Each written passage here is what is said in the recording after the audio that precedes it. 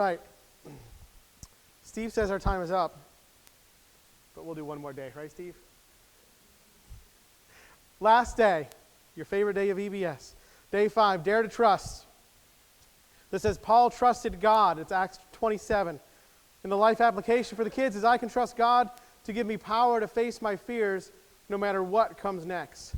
And my goodness, if we could teach the kids anything, what a great lesson is trusting in God. I mean, most of us adults don't have that down, right? But to be able to instill that in the little kids, that no matter how it looks, no matter what it looks like, God is still holding us and God is in control is an amazing lesson.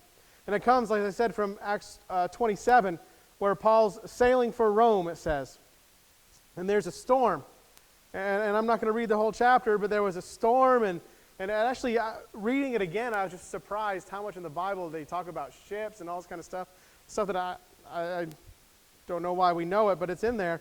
And so they have to throw off their cargo, and everybody's getting scared. And there was 276 people on board, and they thought they were all going to die. And Paul stands up and tells them, don't worry. Don't worry, we're not going to die. He said, for this very night there stood before me an angel of the God whom I belong and whom I worship. And he said, do not be afraid, Paul. You must stand before Caesar. And behold, God has granted you all those who sail with you. So take heart, men, for I have faith in the God that will be exactly as I have been told. But we must run aground on some island. He's saying, well, it'll be fine, but we're still going to get shipwrecked. You know, it's going to be a problem. Paul had a really rough journey on this, going to Rome. And think about his journey. He's on a ship, and there's a storm, and they're going to get shipwrecked, and there's a bunch of guys who, maybe he's thinking back to Jonah, they'll probably throw him off the ship, thinking he's part of the problem. And then you got to think of, where is he going? Where is he traveling to? Paul really wants to make sure the ship gets where it's going, and where is he going? He's going on trial. He's going on trial for his life to Rome. So his destination really isn't that great, but he knows that he has to stand before Caesar and proclaim the gospel. That's what God is telling him to do. And through it all, he knew that whatever happened, he was in God's hands. And so this tells us one shipwreck. I want to turn real quickly over to 2 Corinthians just to get a better idea of what Paul did. This is Paul writing, telling about what happened. He said, 5 times I received at the hands of the Jews the 40 lashes less one. 3 times I was beaten with rods. Once I was stoned. 3 times I was shipwrecked. A night and a day I was adrift at sea.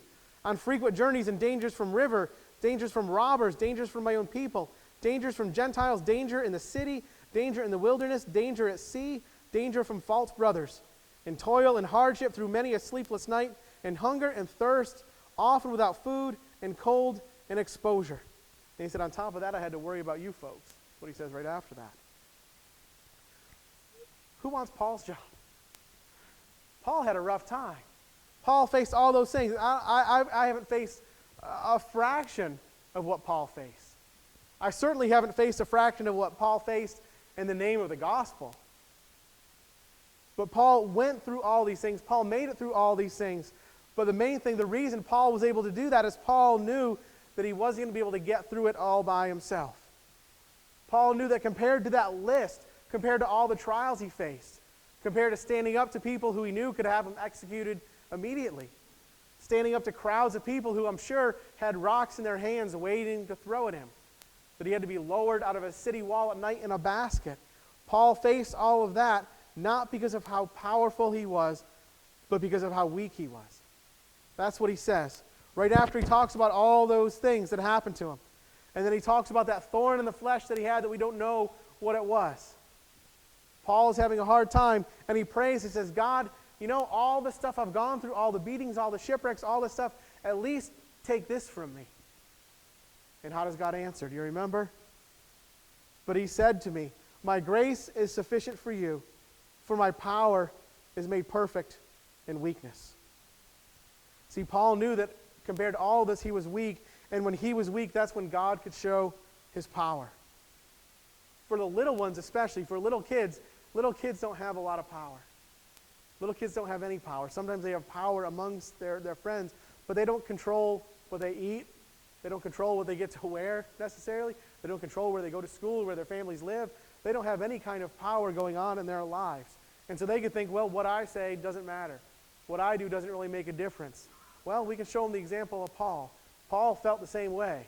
As amazing as Paul is, as much as we lift him up and say, wow, Paul is a perfect example of an evangelist, of a preacher, of a church planter, of a Christian, Paul would say, I'm nothing. I'm nothing. I don't have anything special. I am nothing special. Everything that I can do, I can only do through the power of God. Paul says we don't have to be strong, and we don't have to know it all, and we don't have to do it by ourselves. Everything we can't do, God can do. So we can trust him in those moments when things going around us. Kids face a lot of stuff. I don't know about the kids you see, and I don't always know about the kids I see, but when they go home, we don't know what they're going home to. We don't know if they're going home to two parents, to one parent, to two parents who beat each other up every night, to one parent who beats them up every night. We have no idea what these kids are going through, and they can feel weak, and they can feel powerless, and they can feel that there's nothing that they have to offer and nothing that they can do. Maybe somehow we can get in there and relate Paul to them instead of lifting Paul up as a hero in these Bible stories, which granted, that's not a bad thing, but to show them, you know what? Paul says he was weak. Paul says he couldn't talk very well. Paul had some kind of physical disability that maybe held him back. But that didn't stop Paul, because Paul didn't trust in Paul.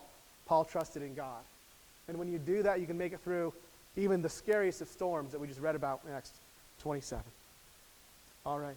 Those are the 5 days of Bible. I hope you got something out of that. I've never preached that many little sermons in a row, but I just want to give you a glimpse of the passages from our perspective and from the kids' perspective, remembering that when we do this, we always have to think on the kids' level. Sometimes if we've been in church for so long and we've been doing Bible study for so long, we can go through these stories and say, well, of course Paul did this, and of course that made sense.